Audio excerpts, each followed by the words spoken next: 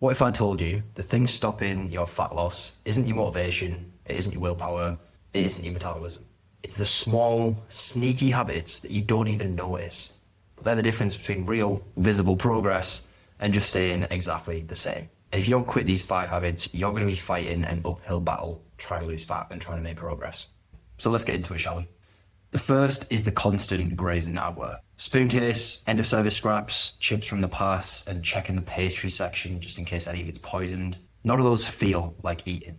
But across a 12-hour shift, that's easily 500 to 1,000 calories that you don't even notice, which is enough to cancel out any fat loss that you're attempting.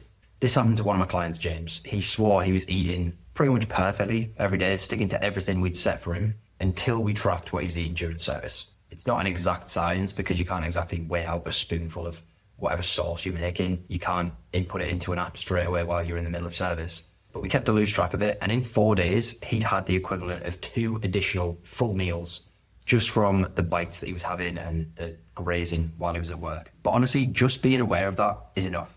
And once James realized how that was affecting him, he was able to cut down on it massively, and the fat started dropping. So the problem isn't discipline, it's just autopilot. These extra calories sneak in quietly, not in big, obvious meals, but a handful here, a crust there. It's like leaking money out of your pocket and then wondering why your bank balance always stays the same. So there's 3 guardrails you can use here. The plate-only rule. So put simply, if it isn't on a plate or in a bowl, don't eat it. This can minimize just grabbing that one chip, but it's not going to work perfectly, obviously, when you need to taste things. There's the 2 taste max, so setting a cap of just 2 or 3 spoonfuls of each dish to taste them. Again, this won't always work, but maybe 80% of the time it will.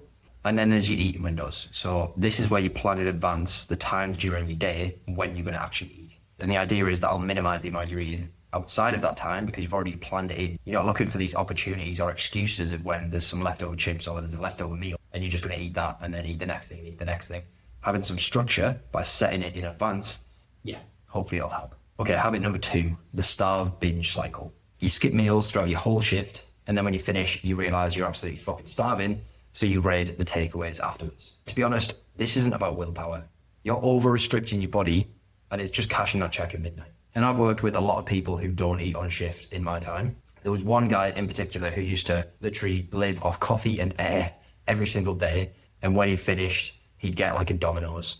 Yet he'd wonder why he always felt bloated and he always had indigestion and felt just horrible all the time. But the trap is the more you restrict, the more your body is going to fight back. Yeah, sure, you can white knuckle it for a few days, but at some point your energy is going to suffer, your cravings will spike, your sleep is going to fall apart, and your body is not going to be in any sort of state to be losing fat.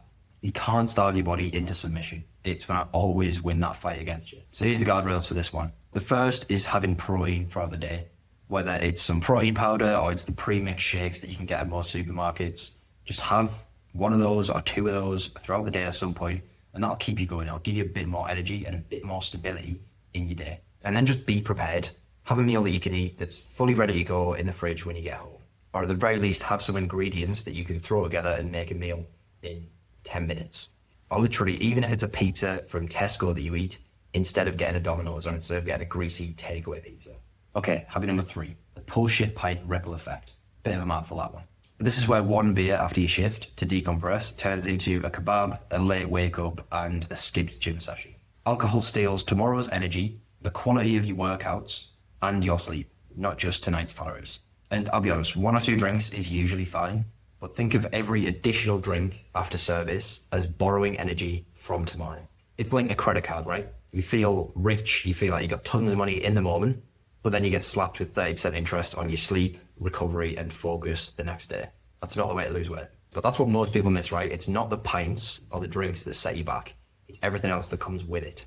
The late night food afterwards, the rough sleep, the less willpower that you have the next day. It's just a domino effect. So there's a few guardrails here, right? There's the rule of 2, where you have max 2 drinks each night. There's alcohol-free options. Most of them taste the same anyway, and it's probably just as refreshing having an alcohol-free pint instead of a normal pint after a 12-hour shift. And then just save it for the busiest nights. Instead of having a pint or 2 after every single shift, just have it after the heaviest ones, Friday and Saturday usually.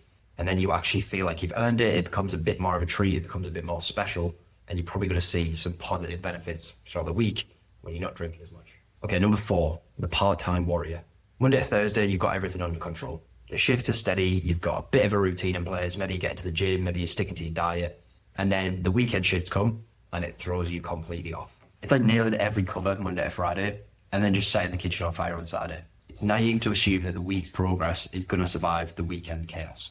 But the goal isn't to stay as locked in on the weekend as you are during the week. You don't need more willpower here. It's just about damage control. And this is the one that quietly kills consistency. You tell yourself, I've been good all week, I can afford to be a bit more lenient on Friday and Saturday. Or you just simply don't have time to stay as locked in. Or everything's just so chaotic that you have to just grab whatever's easy and you slip up that way instead. But those 2 days of chaos can completely erase 5 full days of like good progress. Even a small increase in calories from a little bit more eating or drinking can completely flatten the calorie deficit that you've had all week, which keeps you stuck with maintenance without realizing, which means you don't lose fat. So there's 2 guardrails here, right? The first is calorie cycling. This is where you want to plan ahead for those busier shifts. You might want to give yourself a little bit extra leeway, maybe 300 to 400 extra calories on those days. And the way that you do that is by having 150 to 200 calories less throughout the weekdays when it's probably easier to stick to your routine where it's a bit more steady. And the other one is to build a different routine for the weekend. So obviously when it's busier, you're not going to be able to stick to that same routine that you've had through those steady Monday to Thursday shifts. So you want to come up with something that's going to fit those weekend shifts a bit better. For example, on the weekend shifts, I used to fast until about midday, so I'd not eat anything. Then I'd have a coffee to keep me going. Then in the afternoon, I'd have a protein shake. Again, that would just keep me going. And that meant I had a lot of room to play with for some grazing, or if there was leftovers or some staff food, or pretty much whatever, without blowing my calories or going way over. Okay, habit number 5. I'll just restart on Monday. You miss one workout or you have one little slip up during the week and you just decide to skip the week and restart fresh on Monday. It's like dropping one plate during service and then just deciding to smash the rest of them for good measure. But mistakes don't ruin your progress. What you do after them does. One skipped habit isn't failure. It's just life. That's the way it is. You can't expect to be perfect all the time. But when you skip 2 or 3, 4 in a row, that's when it starts becoming a new habit. Just not a habit that you want. So the damage isn't in the slip up itself, it's in how you let that continue. If you slip up on a Wednesday and then decide, right, that's it, the week's fucked, and start again on Monday, that's then 4 days of bad habits compounded.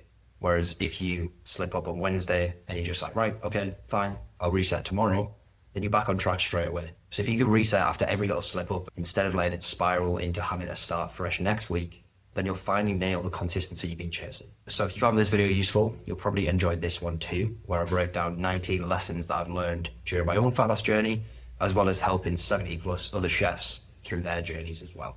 Some of them will actually really surprise you. Don't forget to subscribe, and I'll see you in the next one.